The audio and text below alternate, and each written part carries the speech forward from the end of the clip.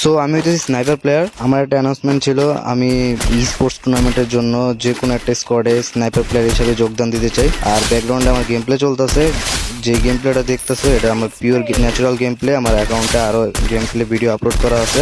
আর আমি যে কোনো স্কোয়াড হলেই চলবে, মানে ই স্পোর্টস টি স্পোর্টস যে খেলে থাকে ওগুলো স্কোয়াড হলেও চলবে। আর ব্যাকগ্রাউন্ডে যে গেম প্লেটা দেখতে পাচ্ছেন এটা পুরোপুরি আমার অরিজিনাল গেম প্লে। আর আমার আমি তো